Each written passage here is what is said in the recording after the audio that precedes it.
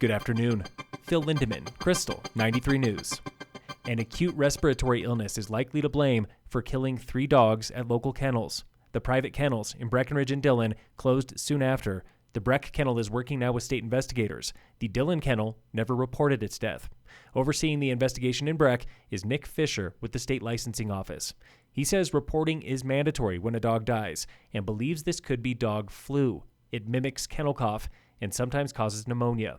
Dr. Justin Malizio at Silverthorne Animal Hospital says he has treated 10 dogs in 2 months with similar fast-acting symptoms: cough, lethargy, and discharge from the nose. Many were recently at kennels. But Dr. Malizio hesitates to call it an outbreak. So does Leslie Hall with Summit County Animal Control. Her officers know about 2 of the 3 recent deaths, and there is no outbreak at the animal shelter in Frisco. Fisher with the state hopes this illness is limited to Summit and quickly contained. There have been no reports of dogs dying elsewhere from similar conditions. Keep your dog healthy by making sure vaccinations are up to date. If you have a puppy, avoid dog parks until they have all their shots. Communal water bowls, like at breweries or storefronts, are generally safe.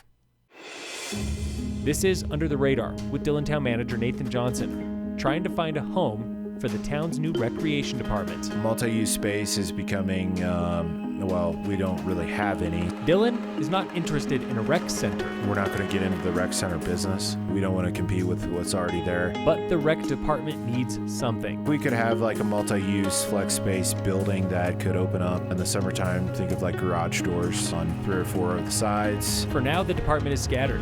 Disc golf at the cemetery, yoga at the amphitheater, drop-in leagues at Town Park.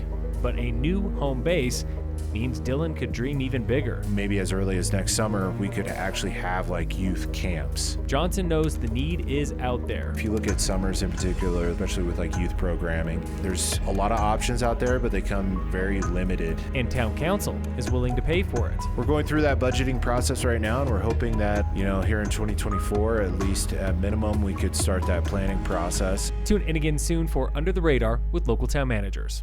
Dozens of people are still evacuated for the low-line fire. It's burning on nearly 700 acres between Gunnison and Crested Butte.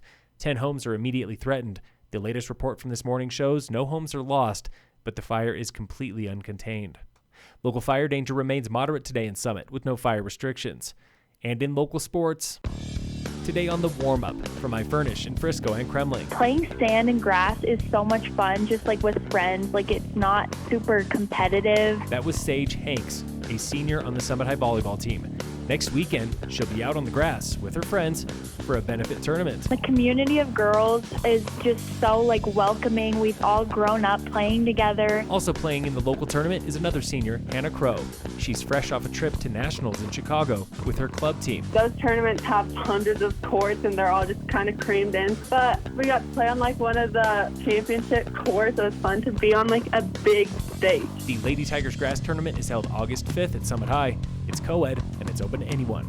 Get signed up now by searching SHS Grass Volleyball on Eventbrite. This has been the Warm-Up with local athletes. Phil Lindemann, Krystal, 93 News.